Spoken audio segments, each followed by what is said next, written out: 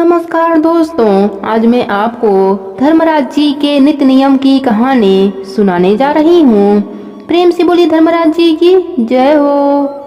एक समय की बात है, किसी गांव में एक बुढ़िया माई अपने बेटे बहू पोते पोतियों के साथ रहती थी। भगवान की कृपा से बुढ़िया माई को अन्य धन और सुख की कोई कमी नहीं थी। बेटे बहुएं बुढ़िया माई को पूरा मान सम्मान देते थे। बुढ़िया माई अपना पूरा समय पूजा अर्चना में व्यतीत करती, हर रोज मंदिर जाती, पूजा पाठ करती और धर्मराज जी के नित्य नियम में लगी रहती। एक दिन बुढ़िया माई का छोटा बेटा बोला, माँ तुम धर्मराज जी की इतनी पूजा पाठ करती हो और भगवान का आशीर्वाद भी तुम पर है। उनकी कृपा से अपने घर में किसी चीज की कोई कमी नहीं है, फिर भी तुम हर समय पूजा पाठ में क्यों लगी रहती हो? बुढ़िया माई बोली, बेटा प्रभु की कृपा से मेरे पास सब कुछ है, बस एक ही इच्छा है कि भगवान के दर्शन हो जाए और यह देह छूट जाए। माँ की बात सुनकर बेटा हंसने लगा और बोला, माँ भगवान ऐसे नहीं मिलते, उन्हें पाने के लिए घर बार छोड़ना पड़ता है, जंगलों में घूमना पड़ता है, साधु संतों का संग करना पड़ता है, तब कहीं जाकर भगवान के दर्शन होते हैं। ऐसे घर में रहते हुए भगवान के दर्शन नहीं होते। छोटे बेटे की बातों का बुढ़िया माई के मन पर ऐसा प्रभाव डाला कि बुढ़िया माई अगले ही दिन अपने घर से चल दी। भगवान को भजती गई और चलती गई। चलते चलते उन्हें रास्ते में एक और बुढ़िया माई मिली।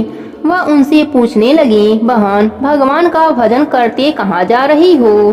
तो वह बोली, भगवान के दर्शन करने जा रही हूँ।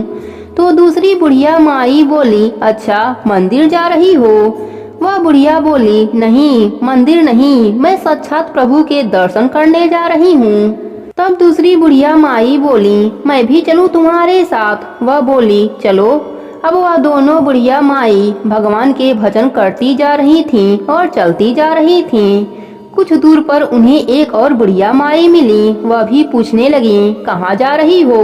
तो वह बोली, हम तो भगवान के साक्षात दर्शन करने जा रहे हैं। वह भी उनके साथ चल दी। अब तीनों बुढ़िया माई भगवान का भजन करती गईं और चलती गईं।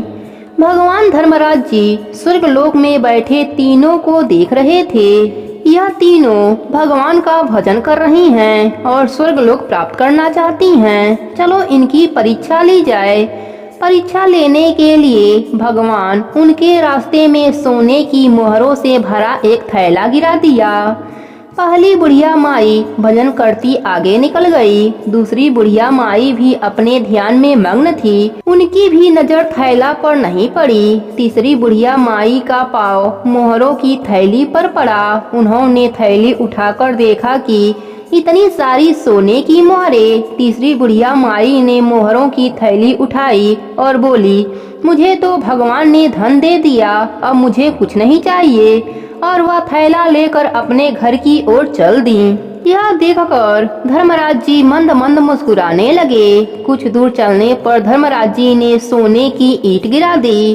पहली बुढ़िया माई को ईंट से ठेका लगा, लेकिन उन्होंने ध्यान नहीं दिया, वह आगे निकल गईं।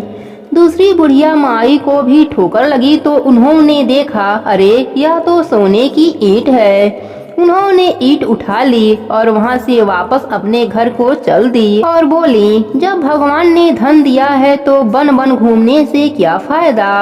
अब पहली बुढ़िया माई भजन करती जा रही थीं और चलती जा रही थीं, बार बार भगवान को पुकारती जा रही थीं।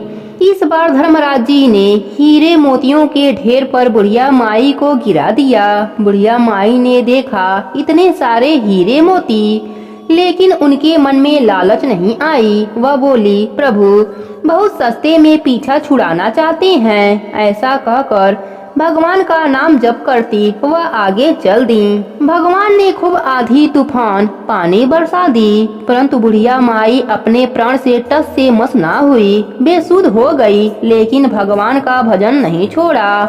तब धर्मराज जी ने बुढ़िया माई के सामने प्रकट हुए और बोले, बुढ़िया माई मांग, क्या मांगती है? वह बोली, प्रभु आखिरी इच्छा आपके दर्शनों की थी, आपने दर्शन देकर मेरा जीवन सफल कर दिया।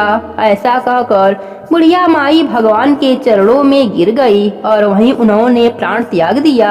स्वर्ग लोक से एक सुंदर विमान उतरा और धर्मराज जी अपने साथ बुढ़िया माई को स्वर्ग लोक को ले गए।